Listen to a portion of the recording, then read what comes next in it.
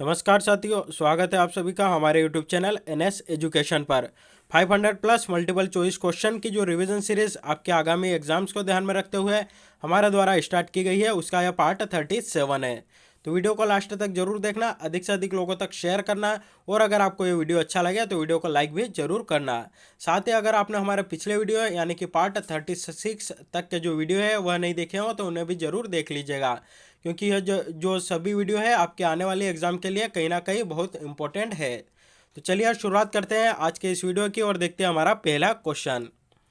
पहला क्वेश्चन है, नवेज नदी पर निर्मित मोहनपुरा सिंचाई परियोजना किस जिले में स्थित है? तो इसका जो सही जवाब बनता है वह बनता है, यह जो परियोजना है मध्य प्रदेश के राजगढ़ जिले में स्थित है। मोहनपुरा सिंचाई परियोजना कहाँ पर स्थित है? तो राजगढ़ जिले में स्थित है। देख लेते हैं इससे जुड़ी कुछ और जानकारी। राजगढ़ जिले में नवेज नदी पर 456 मीटर लंबा तथा 77 मीटर ऊंचा बांध निर्मित किया गया है। इसकी जो कुल जल ग्रहण क्षमता है वह 61.63 करोड़ घन मीटर है। वहीं इस परियोजना से जो है 1.34 लाख हेक्टेयर जो क्षेत्र है वह सिंचित होगा। बात करें कि यह जो मोहनपुरा सिंचाई परियोजना है, इसका जो लोकार्पण है कब किया गया था? तो इसका जो लोकार्पण है 23 जून 2018 को 23 जून 2018 को इस परियोजना को जो लोकार्पण किया गया था वह देश के प्रधानमंत्री नरेंद्र मोदी के द्वारा किया गया था। तो यह जो परियोजना है बहुत ही इम्पोर्टेंट है। साथ ही चलिए यहाँ पर कमेंट करके बताइएगा कि एक रिपोर्ट जारी करने के मामले में राजगढ़ का जो है देश भर में पहला स्थान है, और वह जो रिपोर्ट थी जिला स्तरीय थी, तो वह कौन सी रिपोर्ट है आपको हमें कमेंट करके बताना है। देखते हैं हमारा अगला क्वेश्चन। अगला क्वेश्चन देखने से पहले हमारे पास आपके लिए कुछ बुक्स उपलब्ध है जो कि आपके आगामी एग्जाम के लिए कहीं ना कहीं बहुत ही उपयोगी साबित होगी। उसमें पहली बुक है 2500 प्लस मल्टीपल चॉइस क्वेश्चन की, जो मध्य प्रदेश के सामान्य ज्ञान से संबंधित है। साथ ही मध्य प्रदेश करंट आउटलुक जो कि अगस्त मंथ का है, यह भी हमारे पास उपलब्ध है। कुछ और बुक्स जो कि करंट अफेयर से ही संबंधित है, और जिसमें कि आपको पिछले 6 मंथ का करंट अफेयर्स मिल जाएगा। साथ ही मंथली लेना चाहते हैं तो वह भी हमारे पास उपलब्ध है। कुछ और बुक्स मध्य प्रदेश के रामबाण नोट से है, जिसमें कि आपको वन लाइनर फॉर्म में जो है जीके मिल जाएगा। साथ ही जो कंप्लीट समरी है एनसीईआरटी की साइंस की, तो यह भी जो है हमारे पास उपलब्ध है। तो इनमें से अगर कुछ भी परचेस आप करना चाहते हैं तो हमें यह जो नंबर दिए गए हैं इस पर जाकर आप हमसे कॉन्टेक्ट कर सकते हैं। चलिए देखते हैं हमारा अगला क्वेश्चन। अगले क्वेश्चन में आपको जो है मिलान करना है, यानी कि इसमें जो जो सही सुमेलित नहीं है वह आपको बताना है। निम्नलिखित युग्मों में से कौन सा सही सुमेलित नहीं है? तो देखिए यहाँ पर जो एक तरफ दिए गए हैं नदी और दूसरी तरफ दिए गए हैं उनके उद्गम स्थल। तो पेंच नदी है, इसका जो उद्गम होता है सतपुड़ा पर्वत श्रेणी से होता है। साथ ही जो ताप्ती नदी है, इसका जो उद्गम होता है मुल्ताई से होता है। मुल्ताई जो कि बैतूल जिले के अंतर्गत आता है। वहीं तवा नदी की बात करें तो इसका जो उद्गम होता है कालीभीत पहाड़ी से होता है। तो इसका जो सही जवाब बनता है वो बनता है ऑप्शन डी, यानी कि माही नदी। इसका जो उद्गम है मैकाल पर्वत श्रेणी से नहीं होकर कहीं और से होता है। तो कहाँ से होता है और यह जो नदी है इसके बारे में भी जानकारी आपको पूरा डिटेल में बताएंगे। तो माही नदी जो है पश्चिम भारत की एक प्रमुख नदी है, जो मध्य प्रदेश के धार जिले में स्थित मिंडा ग्राम के समीप विंध्याचल पर्वत श्रेणी से निकलती है। तो अगर यहाँ पर विंध्याचल पर्वत श्रेणी होता तो यह जो आंसर था हमारा यह भी सही होता, लेकिन यहाँ पर जो है मैकाल पर्वत श्रेणी दे रखा है। तो इसका जो सही जवाब आएगा वो आएगा कि यह जो नदी है विंध्याचल पर्वत श्रेणी से निकलती है। इस नदी का प्राचीन नाम महिती था तथा इस नदी को पृथ्वी की पुत्री भी कहा जाता है।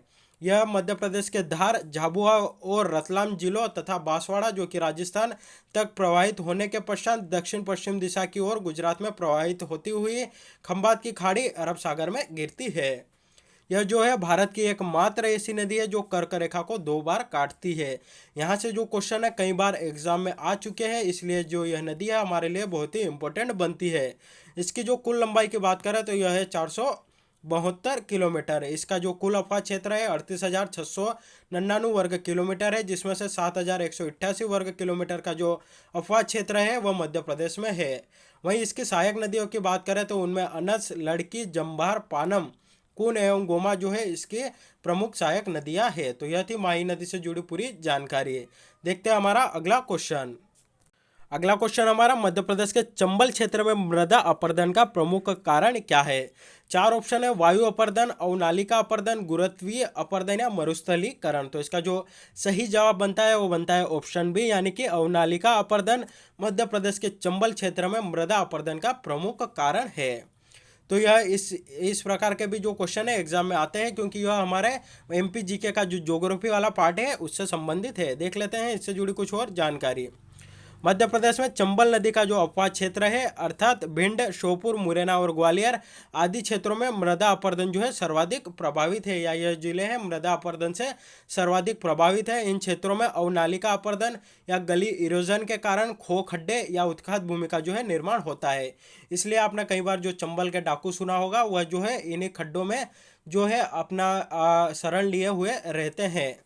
वहीं चंबल नदी की बात करें तो इसका जो उद्गम है कहाँ से होता है, तो इसका जो उद्गम है इंदौर की एक पहाड़ी है, जानापाऊ पहाड़ी, वहाँ से जो है इसका उद्गम होता है। जानापाऊ पहाड़ी इंदौर, यानी कि जानापाऊ पहाड़ी जो कि इंदौर जिले के अंतर्गत स्थित है। और अगर वहाँ का अगर क्षेत्र पूछा जाए तो वह है महू। महू की जो जानापाऊ पहाड़ी है वहाँ से जो है चंबल नदी का उद्गम होता है। और इसकी जो कुल लंबाई की बात करें तो वह कितनी है, तो वह 965 किलोमीटर है, यानी कि इसकी कुल लंबाई 965 किलोमीटर है। और इसको यह कहाँ पर जाके मिलती है, तो यह जो है इटावा के समीप यमुना नदी में जाकर मिलती है, यानी कि यह जो है यमुना नदी की सहायक नदी है। तो यह थी चंबल नदी से जुड़ी पूरी जानकारी। देखते हैं हमारा अगला क्वेश्चन। अगला क्वेश्चन है, ऐतिहासिक स्थल काइथा जो है प्रदेश के किस जिले में स्थित है? चार ऑप्शन आपके सामने, सतना, सागर, दमोह या उज्जैन। तो इसका जो सही जवाब बनता है वह बनता है ऑप्शन डी, यानी कि उज्जैन। जो काइथा प्रदेश है वह मध्य प्रदेश के उज्जैन जिले में स्थित है। देख लेते हैं इससे जुड़ी कुछ और जानकारी। काइथा जो है उज्जैन से 25 किलोमीटर दूर चंबल की सहायक नदी काली सिंध के दाएं तट पर स्थित है। तो कहाँ पर स्थित है? उज्जैन जिले से 25 किलोमीटर दूर चंबल की एक सहायक नदी है काली सिंध, उसके दाएं तट पर स्थित है। तो क्वेश्चन है इस प्रकार से घुमा के भी आ सकता है कि जो काइथा जो कि एक ऐतिहासिक स्थल है कि मध्य प्रदेश की किस नदी के किनारे स्थित है, तो वह जो है काली सिंध के किनारे स्थित है। वहीं इसकी जो खोज है 1964 में वीएस वाकणकर ने की थी। मालवा के विभिन्न स्थलों से जो है भूरे रंग के मृद भांड भी प्राप्त हुए हैं। इन मृद भांडों का अलंकरण ऊपरी आरेख एवं चिप कावा विधि द्वारा काले व गुलाबी रंग से किया गया है। इस प्रकार का जो अलंकरण इनके ऊपर किया गया है, इसी को जो है मालवा की मृद भांड परंपरा भी कहा जाता है। तो यह था ऐतिहासिक स्थल काइथा किस जिले में स्थित है, तो उज्जैन जिले में स्थित है।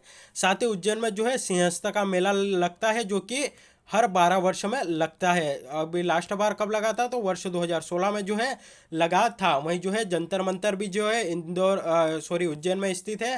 वहीं जो माँ कालेश्वर मंदिर है वह भी यहीं पर स्थित है। मंगलनाथ का मंदिर है यहीं पर स्थित है। भैरव घाट जो है वह भी यहीं पर है। तो यह थी उज्जैन से जुड़े कुछ स्थल जो कि बता दिए गए हैं। देखते हैं हमारा अगला क्वेश्चन। अगला क्वेश्चन है, मध्य प्रदेश की भौगोलिक स्थिति का विस्तार है। तो देखिए यहाँ पर जो है बहुत सारे बच्चे जो है कंफ्यूजन हो जाते हैं। उनको जो यह वाला आंकड़ा है यह तो याद रह जाता है, लेकिन उत्तरी अक्षांश और दक्षिणी या पूर्वी जो अक्षांश और जो देशांतर होते हैं वो इसमें बहुत सारे बच्चे जो है कंफ्यूजन होते हैं। तो इसका जो सही जवाब बनता है वो बनता है ऑप्शन है ए, यानी कि इसका जो विस्तार है 21 डिग्री 6 मिनट उत्तरी अक्षांश से 26 डिग्री 30 मिनट उत्तरी अक्षांश तक है। वहीं अगर इसके पूर्वी देशांतर की बात करें तो जो है 74 डिग्री 9 मिनट से लेकर 42 डिग्री 48 मिनट तक जो है यह पूर्वी देशांतर इसका है। तो इस प्रकार जो है इसका भौगोलिक स्थिति है या भौगोलिक विस्तार जो है इसका इस प्रकार है। साथ ही कुछ और जानकारी इसी से जुड़ी देख लेते हैं। मध्य प्रदेश की बात करें तो अक्षांशीय दृष्टि से जो है यह उत्तरी गोलार्ध में तथा देशांतरी दृष्टि से जो है पूर्वी गोलार्ध में स्थित है। तो देखिए यहाँ पर आपको समझा देते हैं। यह मान लीजिए हमारी पृथ्वी है, ये इसको जो है 4 भागों में बांट दिया गया। ये जो आड़ी रेखाएं हो गई इसको अक्षांश बोला जाता है, और जो खड़ी रेखाएं हो गई इनको देशांतर बोला जाता है। और हमारा जो भारत है वह यहाँ पर स्थित है। तो यह जो देखिए यहाँ पर यह उत्तरी गोलार्ध, यह दक्षिणी गोलार्ध, तो कहाँ पर स्थित है, तो उत्तरी गोलार्ध में। और पूर्वी देशांतर में किस प्रकार स्थित है, तो देखिए यहाँ पर इससे इधर जाएंगे तो यह पूर्वी देशांतर आता है, और इधर जाते हैं तो पश्चिमी देशांतर आता है। तो यहाँ पर जो है किस प्रकार हो गया, पूर्वी देशांतर में, और उत्तरी गोलार्ध जो है उसमें स्थित है। साथ ही कुछ और इसके उत्तरतम बिंदु और पूर्वी जो बिंदु है उनसे जुड़ी हुई जानकारी बता देते हैं। उत्तरतम बिंदु यानी कि सबसे जो उत्तर का बिंदु है वह कौन सा है, तो 26 डिग्री 30 मिनट। और कौन सा है, तो मुरैना है। वहीं इसके पूर्वी बिंदु की बात पश्चिमी बिंदु की बात करें तो वह कौन सा है, तो वह है अलीराजपुर। और यह जो है यह कहाँ पर स्थित है या इसकी जो भौगोलिक स्थिति कहाँ है, तो 74 डिग्री 9 मिनट पूर्वी देशांतर। वहीं इसके पूर्वी बिंदु की बात करें तो 82 डिग्री 48 मिनट पूर्वी देशांतर। और कौन सा है, तो सिंगरौली है। वहीं दक्षिणतम बिंदु की बात करें तो 21 डिग्री 6 मिनट उत्तरी अक्षांश बुरहानपुर है। तो यह थी इससे जुड़ी पूरी जानकारी जो कि हमारे लिए इंपॉर्टेंट बनती है। चलिए देखते हैं हमारा अगला क्वेश्चन। अगला क्वेश्चन है हमारा, मध्य प्रदेश उच्च न्यायालय के तीसरे खंडपीठ मध्य प्रदेश उच्च न्यायालय का जो तीसरा खंडपीठ है वह कहाँ प्रस्तावित है। दो खंडपीठ के बारे में तो आपने सुना होगा। पहला जो है इंदौर में, इंदौर और ग्वालियर में जो है दो इसके खंडपीठ है। तीसरा जो खंडपीठ है वह कहाँ प्रस्तावित है। तो इसका जो सही जवाब बनता है वह बनता है भोपाल में मध्य प्रदेश उच्च न्यायालय या मध्य प्रदेश हाई कोर्ट का जो तीसरा खंडपीठ है वह प्रस्तावित है। देख लेते हैं इससे जुड़ी कुछ और जानकारी। भारतीय संविधान के अनुच्छेद 214 के अंतर्गत प्रत्येक राज्य में जो है उच्च न्यायालय की स्थापना सुनिश्चित की गई है।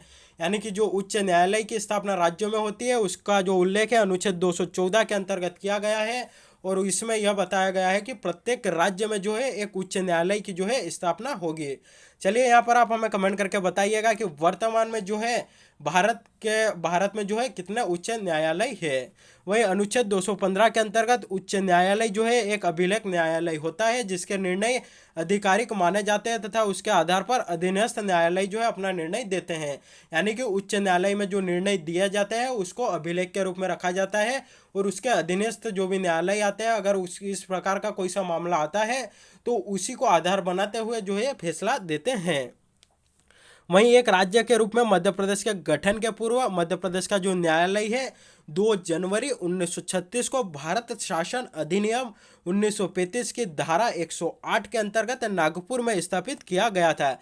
यानी कि जब मध्य प्रदेश का गठन नहीं हुआ था उसके पहले जो मध्य प्रदेश का जो न्यायालय था या यह जो न्यायालय था कहाँ पर स्थापित किया गया था, तो नागपुर में स्थापित किया गया था। और किस तारीख को स्थापित किया गया था, तो 2 जनवरी 1936 को भारत शासन अधिनियम 1935 की धारा 108 के तहत जो है इसको नागपुर में स्थापित किया गया था। जिसे वर्ष 1956 में जब मध्य प्रदेश का गठन हो चुका था तो उसके बाद जो है इसको जबलपुर में स्थानांतरित कर दिया गया। तो 1956 में इसको जो यह नागपुर में स्थापित था इसको कहाँ पर ले आए, तो इसको जबलपुर में लेकर आ गए थे।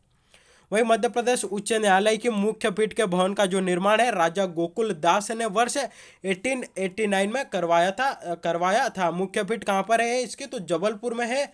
और इसका जो निर्माण है किसने कराया था, राजा गोकुल दास ने 1889 में ही कराया था। और इसके जो वास्तुकार थे वह थे हेनरी इरविन। तो इस प्रकार से भी क्वेश्चन आ सकता है कि मध्य प्रदेश उच्च न्यायालय की जो मुख्य पीठ है उसके भवन का जो निर्माण है किसने कराया, राजा गोकुल दास ने। या उस भवन के वास्तुकार कौन थे, तो उनका नाम था हेनरी इरविन। वहीं मध्य प्रदेश उच्च न्यायालय की मुख्य पीठ जबलपुर में तथा 2 अन्य खंडपीठ कब स्थापित की गई, 28 नवंबर 1968 को इंदौर व ग्वालियर में जो है इसकी 2 अन्य खंडपीठ स्थापित की गई। और जो क्वेश्चन में पूछा गया था कि मध्य प्रदेश उच्च न्यायालय की जो तीसरी खंडपीठ है वह कहाँ पर प्रस्तावित है, तो उसका आंसर यहाँ पर आपको मिल रहा है कि तीसरी खंडपीठ जो है इसकी जो स्थापना है भोपाल में प्रस्तावित है। तो यह थे मध्य प्रदेश उच्च न्यायालय से जुड़ी पूरी जानकारी जिसके जहाँ से अगर क्वेश्चन आता है तो आपसे एग्जाम में जरूर बनेगा। तो इस प्रकार जो है आपको पूरा डिटेल में बता दिया गया है। चलिए देखते हैं हमारा अगला क्वेश्चन। अगला क्वेश्चन है, भोपाल स्थित गौहर मल का निर्माण किसने कराया था। गौहर मल जो है आपने कई बार जो करंट अफेयर्स के या एमपी करंट अफेयर के वीडियो आते हैं उनमें भी सुना होगा। तो यहाँ पर देख लीजिए कि जो गौहर मल पहली बात तो कहाँ पर स्थित है, तो भोपाल में स्थित है। और बात करें कि इसका जो निर्माण है किसने कराया था, तो इसका जो निर्माण है कुदसिया बेगम के द्वारा कराया गया था या जिसे गौहर बेगम के नाम से भी जाना जाता है। उनके द्वारा ही गौहर मल जो कि भोपाल में स्थित है इसका निर्माण कराया गया था। देख लेते हैं इससे जुड़ी कुछ और जानकारी। कुदसिया बेगम या गौहर बेगम और इनका जो टाइम पीरियड था 1819 से 1837 ईस्वी तक जो है मध्य प्रदेश के जो भोपाल है वहाँ पर जो है बेगम थी। यह भोपाल की प्रथम महिला शासिका थी। तो यहाँ से भी जो है क्वेश्चन कई बार आता है कि भोपाल की प्रथम महिला शासिका कौन थी, तो कुदसिया बेगम या गौहर बेगम। और कब से कब तक जो है इन्होंने शासन किया, तो 1819 से लगाकर 1837 तक इनके द्वारा शासन किया गया था। इन्होंने जामा मस्जिद जो कि भोपाल में ही स्थित है और गौहर महल जैसी प्रसिद्ध इमारतों का जो है निर्माण कराया था। वहीं एक और बेगम थी सिकंदर जहां बेगम। इनका जो टाइम पीरियड था 1844 से 1868 था। वर्ष 1857 की क्रांति के दौरान इन्होंने अंग्रेजों का समर्थन किया था। इन्होंने मोती मस्जिद और मोती महल जैसी इमारतों का निर्माण कराया। तो जो मोती मस्जिद और मोती महल है उसका निर्माण किसने कराया, तो सिकंदर जहां बेगम है। और पूछा जाए कि जामा मस्जिद और गौहर महल जैसी प्रसिद्ध इमारतों का निर्माण किसने कराया, तो कुदसिया बेगम या गौहर बेगम ने। तो यह थी इस क्वेश्चन से जुड़ी पूरी जानकारी। देखते हैं हमारा अगला क्वेश्चन। अगला क्वेश्चन है, मालवा पठार में स्थित सिगार चोटी की ऊंचाई कितनी है, तो इसका जो सही जवाब बनता है वह बनता है ऑप्शन डी, यानी कि 1881 मीटर जो है इसकी ऊंचाई है किसकी, सिगार चोटी की। और कहां पर, या मध्य प्रदेश के किस भौगोलिक क्षेत्र में जो है यह स्थित है, तो यह जो है मालवा के पठार में स्थित है। देख लेते हैं इससे जुड़ी कुछ और जानकारी। बात करें कि मालवा पठार की जो औसत ऊंचाई है वह कितनी है, तो वह 500 मीटर है। साथ ही इस क्षेत्र में स्थित कुछ पहाड़ियां हैं जिसमें कि सिगार चोटी जिसकी की ऊंचाई आपको बता दी गई है, यह जो है 881 मीटर है। वहीं जानापाव पहाड़ी जिसकी कि हमने चर्चा की थी कि यहाँ से जो है चंबल नदी का उद्गम होता है, इसकी जो ऊंचाई है वह 854 मीटर है, यानी कि यह 854 मीटर ऊंची है। वहीं मालवा के पठार में जो है धजारी चोटी भी पाई जाती है, इसकी ऊंचाई की बात करें तो इसकी जो ऊंचाई है 810 मीटर है। वहीं गोमनपुर चोटी की बात करें तो इसकी जो ऊंचाई है 510 मीटर है। और ये जो प्रमुख चोटी है जो कि मध्य प्रदेश का एक भौगोलिक प्रदेश है जिसका नाम है मालवा का पठार, वहां पर जो है यह स्थित है। वहीं मध्य प्रदेश की अधिकांश नदियों का जो उद्गम है मालवा पठार से होता है, इसलिए इस पठारी प्रदेश को जो है नदियों का मायका भी कहा जाता है। वहीं दक्षिण उत्तर की ओर से इस पठारी प्रदेश की ऊंचाई घटती जाती है, यानी कि नीचे से अगर ऊपर की ओर जा रहे हैं आप तो इसका जो पठार है इसकी जो ऊंचाई है धीरे धीरे कम होती जाती है। वहीं मालवा पठार का जो विस्तार है राज्य के 18 जिलों में है। और वह 18 जिले कौन से हैं, तो मंदसौर, राजगढ़, इंदौर, उज्जैन, भोपाल, रतलाम, धार, झाबुआ, देवास, शाजापुर, सीहोर, अशोकनगर, विदिशा, रायसेन, सागर, अलीराजपुर, गुना तथा राजगढ़। यह जो 18 जिले हैं इनमें जो मालवा का पठार है उसका विस्तार है। तो यह थी मालवा पठार और सिगार चोटी से जुड़ी पूरी जानकारी, जिससे कि क्वेश्चन एग्जाम में अगर आएंगे तो आपसे बन जाएंगे। देखते हैं हमारा अगला क्वेश्चन। अगला क्वेश्चन है, भारत में कृषि एवं पशुपालन के प्रथम साक्ष्य मध्य प्रदेश के किस स्थान से प्राप्त हुए हैं। भारत में कृषि एवं पशुपालन के प्रथम साक्ष्य मध्य प्रदेश के किस स्थान से प्राप्त हुए हैं, तो ध्यान रखिएगा यह जो है प्रथम साक्ष्य है और भारत में मिल रहे हैं। और भारत में भी कहाँ पर, तो मध्य प्रदेश में मिल रहे हैं। और मध्य प्रदेश के किस स्थान पर मिल रहे हैं, तो उस स्थान का नाम है आदमगढ़, यानी कि इस क्वेश्चन का सही आंसर आएगा आदमगढ़। भारत में कृषि एवं पशुपालन के प्रथम साक्ष्य मध्य प्रदेश के आदमगढ़ स्थान से प्राप्त हुए हैं। देख लेते हैं आदमगढ़ से जुड़ी कुछ और जानकारी। यह जो आदमगढ़ जिला है किस आदमगढ़ जो क्षेत्र है या आदमगढ़ शहर है यह कहाँ पर स्थित है, तो यह जो है मध्य प्रदेश के होशंगाबाद जिले में स्थित है। होशंगाबाद जिले में स्थित आदमगढ़ शिलाश्रय से आर.बी. जोशी ने मध्य पाषाणकालीन लगभग 25,000 लघु पाषाण उपकरण प्राप्त किए हैं। आदमगढ़ से मानव के पशुपालक होने का जो है प्रथम साक्ष्य प्राप्त हुआ है तथा यहाँ पर मानव शव के साथ कुत्ते के दफनाए जाने का भी प्रमाण मिलता है। तो यह क्वेश्चन भी आ सकता है कि मध्य प्रदेश के किस स्थान से मानव का जो शव है उसके साथ कुत्ते के दफनाए जाने का भी प्रमाण मिलता है, तो इसका भी जो जवाब आएगा वो आएगा आदमगढ़। वहीं सीएल कालाइल द्वारा वर्ष 1867 में विद्यन क्षेत्र में लघु पाषाण उपकरणों की खोज की गई थी। वहीं धार जिले में स्थित प्रसिद्ध बाघ गुफाओं के समीप मध्य पाषाण काल से लेकर नव पाषाण काल तक के उपकरणों की प्राप्ति भी हुई है। चूंकि यह जो आदमगढ़ है इसका संबंध नव पाषाण काल से है और उससे जुड़ी उसी से है, नव पाषाण काल से जो है इसका संबंध है, तो उससे भी जुड़ी यहाँ पर जानकारी आपको बता दी गई है। देखते हैं हमारा अगला क्वेश्चन। अगला क्वेश्चन है, मध्य प्रदेश तेंदुपत्ता व्यापार विनियमन अधिनियम किस वर्ष लागू किया गया, तो इसका जो सही जवाब बनता है वह बनता है वर्ष 1964 में मध्य प्रदेश तेंदुपत्ता या व्यापार अधिनियम जो है वह लागू किया गया। देख लेते हैं इससे जुड़ी कुछ और जानकारी। यह जो अधिनियम है तेंदुपत्ता के व्यापार को लोकहित में विनियमित करने तथा तेंदुपत्ता व्यापार में राज्य का एकाधिकार स्थापित करने के उद्देश्य से 28 नवंबर 1964 को जो है तेंदुपत्ता मध्य प्रदेश तेंदुपत्ता व्यापार विनियम अधिनियम जो है लागू किया गया। तो यह जो सन है हमारे लिए इंपॉर्टेंट बनता है 1964। तो यह थी इससे जुड़ी पूरी जानकारी।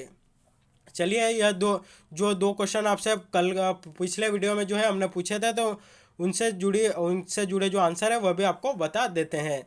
पहला क्वेश्चन था मध्य प्रदेश पुलिस का फिंगरप्रिंट ब्यूरो कहाँ पर स्थापित है। तो इसका जो सही जवाब बनता है वो बनता है प्रदेश के राजधानी भोपाल में जो है यह फिंगरप्रिंट ब्यूरो स्थापित है। वहीं अगला क्वेश्चन था कि मध्य प्रदेश का कौन सा जिला देश का सेंटर पॉइंट कहलाता है। तो इसका जो सही जवाब बनता है वो बनता है विदिशा जिला मध्य प्रदेश का देश का जो है सेंटर पॉइंट कहलाता है। चलिए यहाँ पर आप हमें कमेंट करके जरूर बताइएगा कि मध्य प्रदेश का जो है सेंटर पॉइंट कौन सा जिला कहलाता है।